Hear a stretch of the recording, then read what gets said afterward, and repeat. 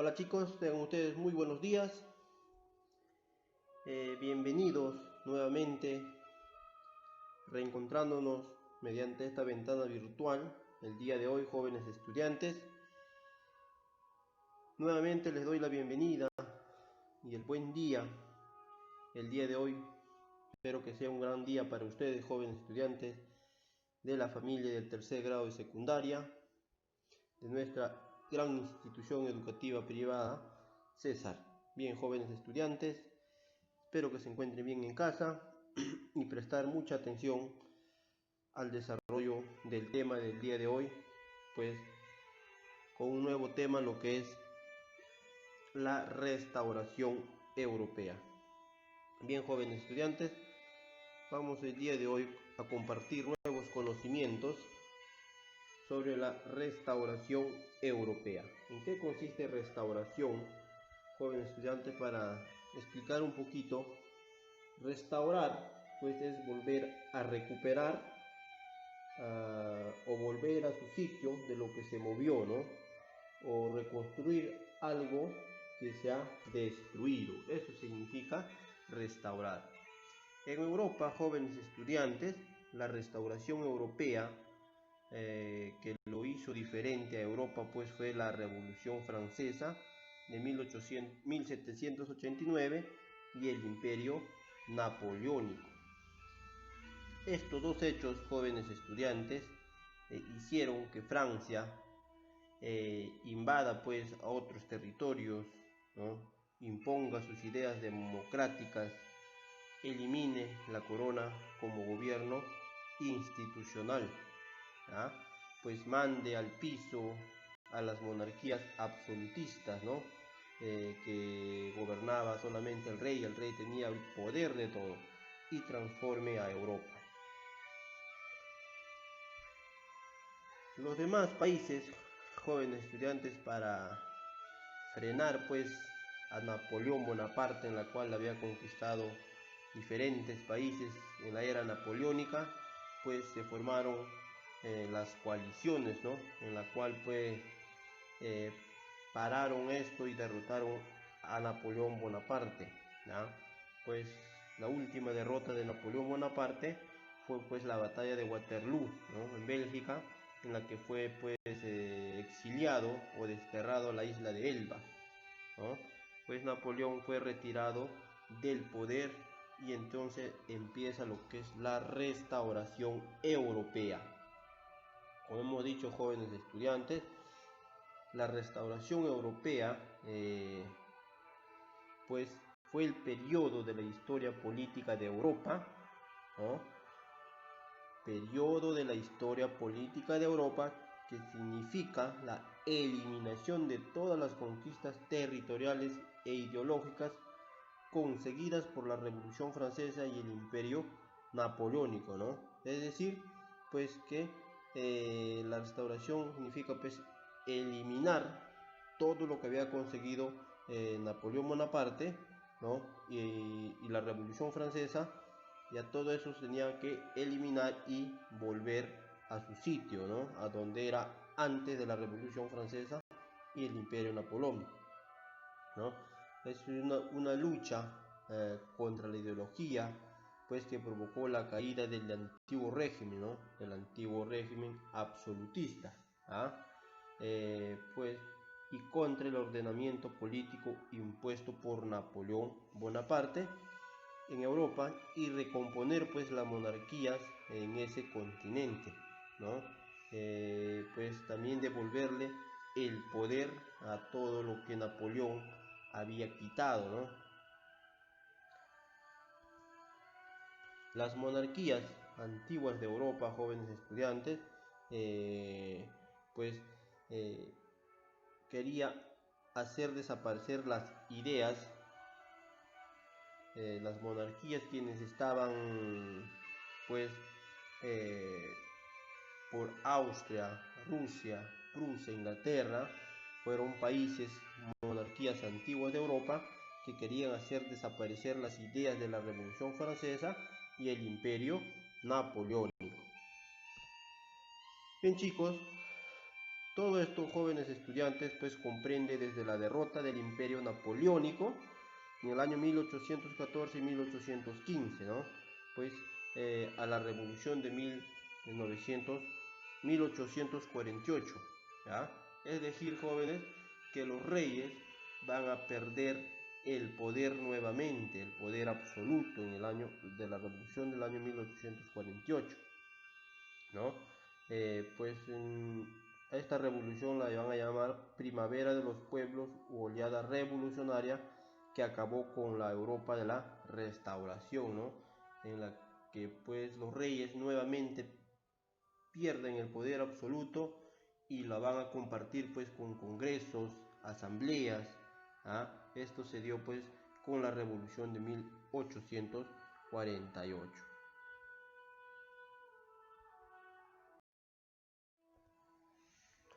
Bien, jóvenes estudiantes, veamos los objetivos principales de la restauración monárquica.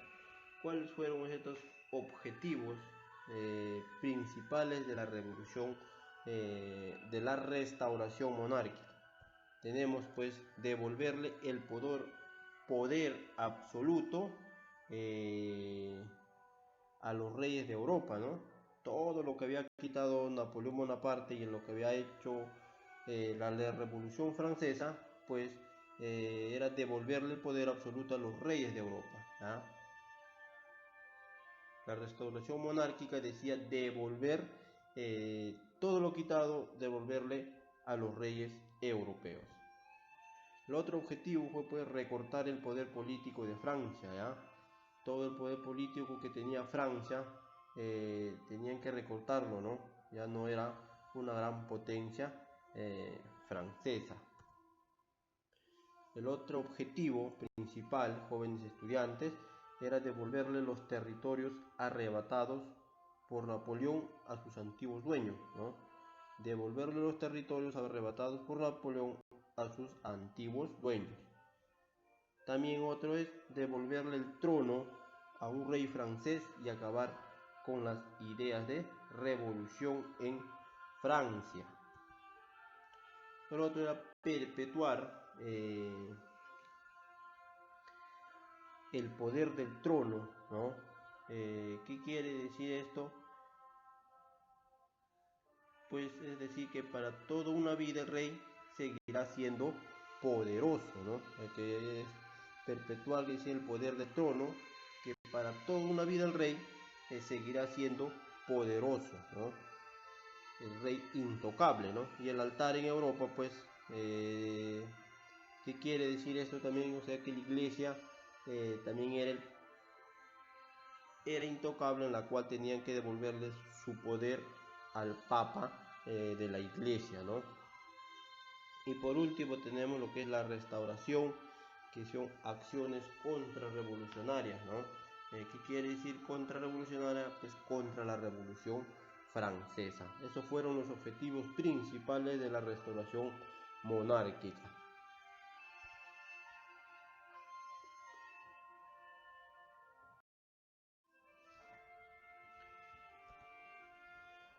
Bien, chicos, vamos a tener el día de hoy entonces los principios de la restauración europea. ¿Cuáles fueron estos principios de la restauración europea?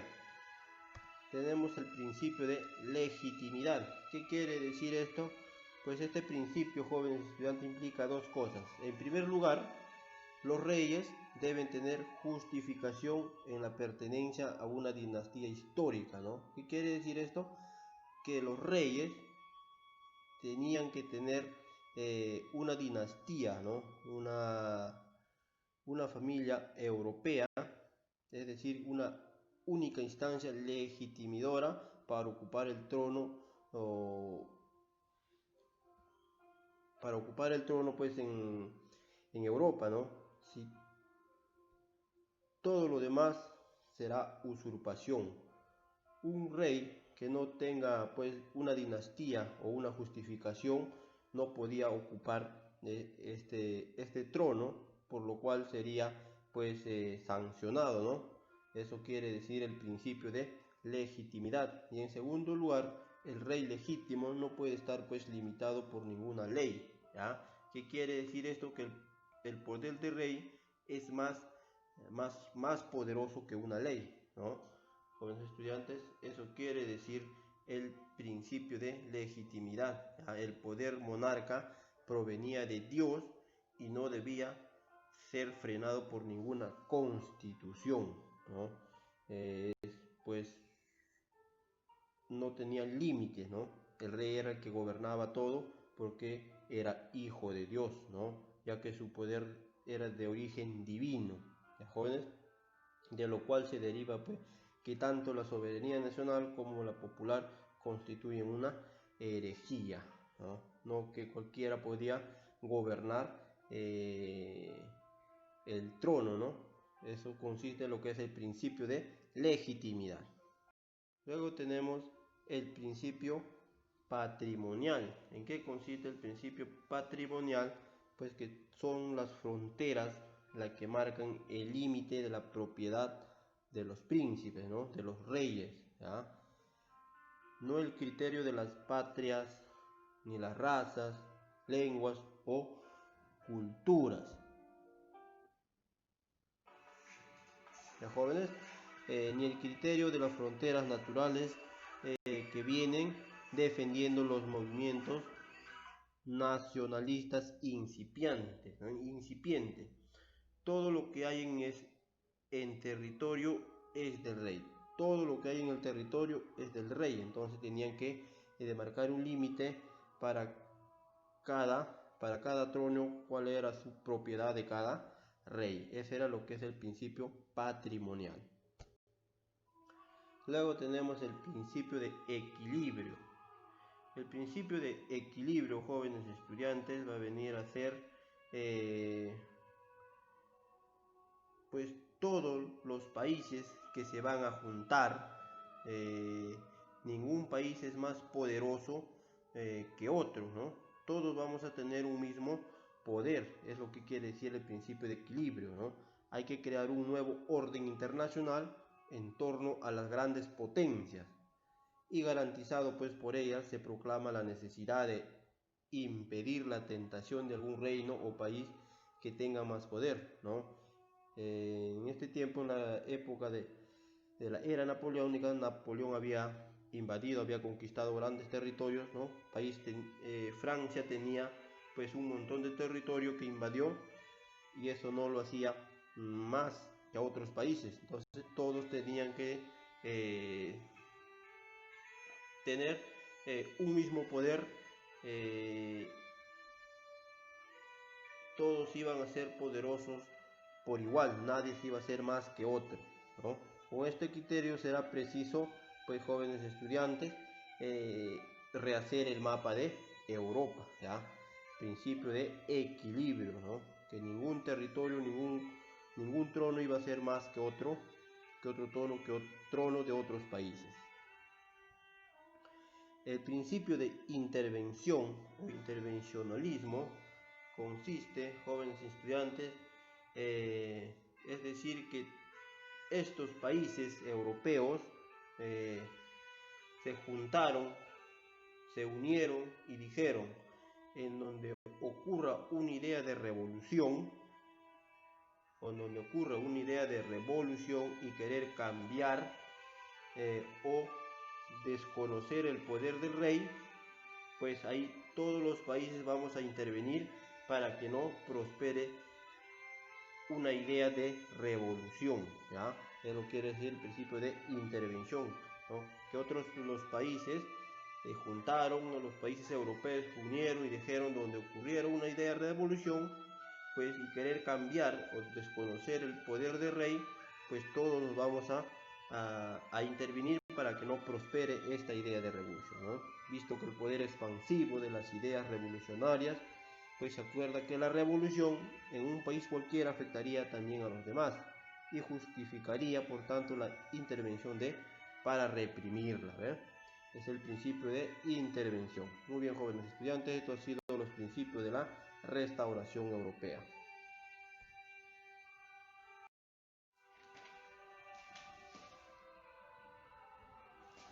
Bien, ¿cómo mantener los principios teóricos?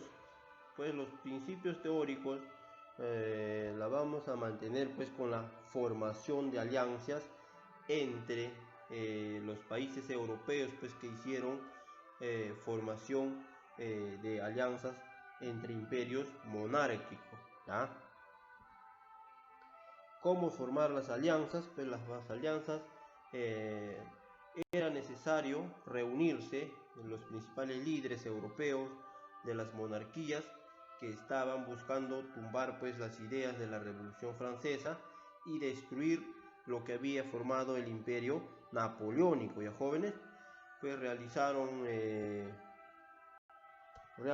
pues con la convocatoria a los congresos, ¿ya? Estos principales líderes de las monarquías que estaban buscando tumbar las ideas de la Revolución Francesa.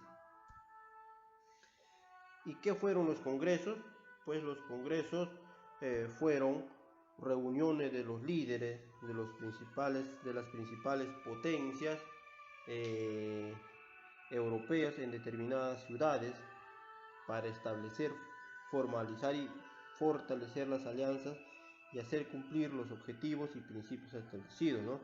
Hemos visto anteriormente cuáles eran los objetivos. Esos objetivos tenían que ser cumplir, ¿no? Devolverle todo el poder a los reyes, ¿no? A los reyes europeos, ¿ya? Todo lo que había obtenido Napoleón Bonaparte era devolver a sus antiguos dueños. Fueron los objetivos.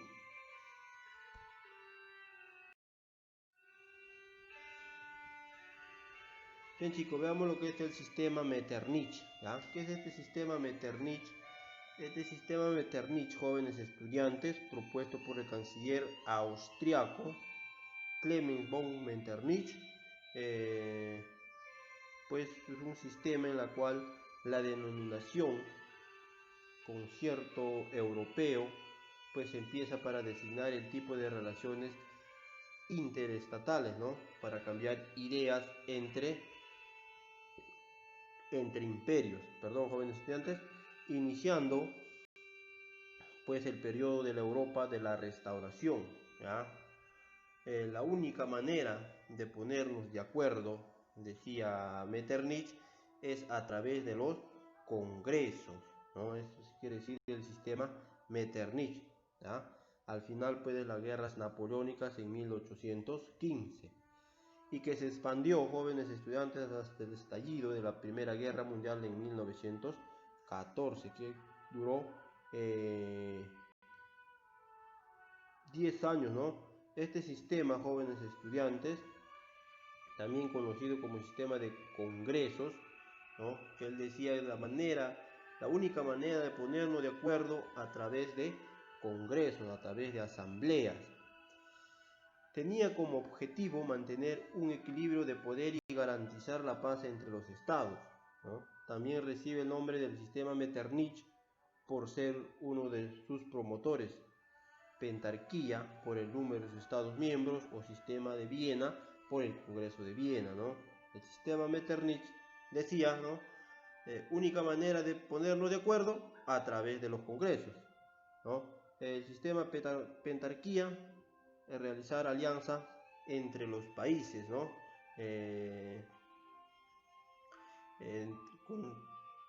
Formar una alianza entre los países, 5 países, ¿no? Por eso se dice pentarquía, formación de alianza entre 5 países europeos, ¿no? El sistema de Viena pues fue el Congreso de Viena, ¿ya?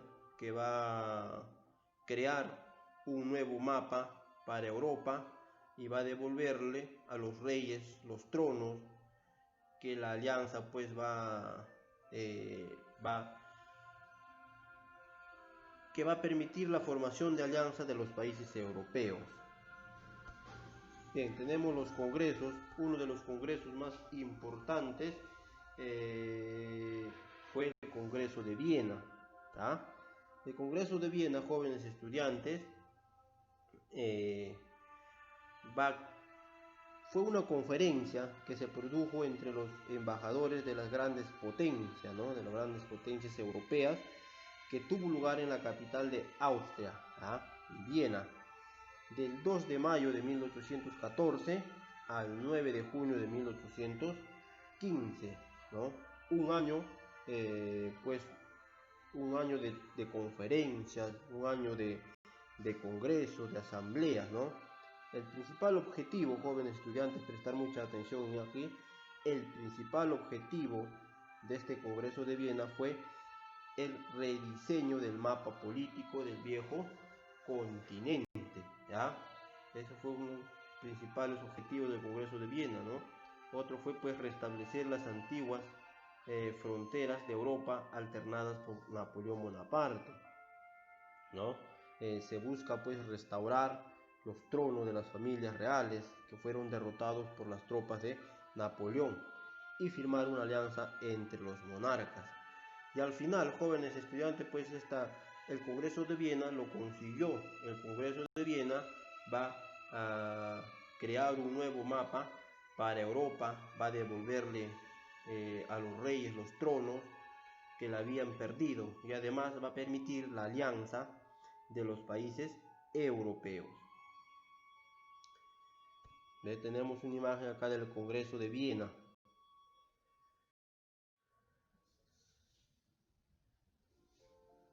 Bien, jóvenes, veamos ahora qué líderes participaron en el Congreso de Viena, ¿ya?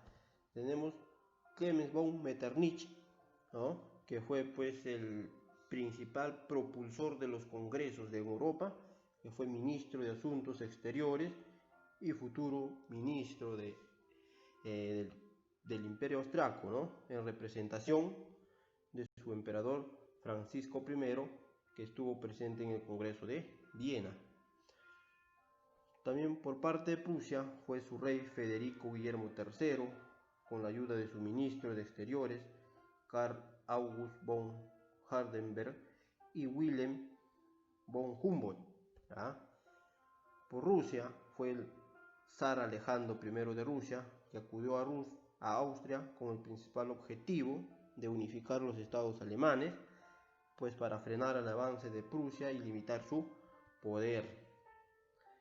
Por Francia fue Charles Maurice de Talleyrand, representó a Francia, la gran derrotada en la era napoleónica, pues en representación del rey Luis XVIII, un rey Borbón, ¿ya? Y tenemos acá a Robert Stewart, vizconde de Castlereagh, segundo marqués de Londonderry, ministro de Exteriores británico, ¿no? Él fue representante de Inglaterra. Bien, jóvenes estudiantes, esto ha sido el tema del día de hoy. Espero que lo hayan comprendido y conmigo será hasta la siguiente semana. No olvidar desarrollar las preguntas del texto de la página 191, ¿ya? Las 4 primeras preguntas. Bien, joven estudiante, cualquier duda está escribiéndome al WhatsApp personal para compartir los conocimientos.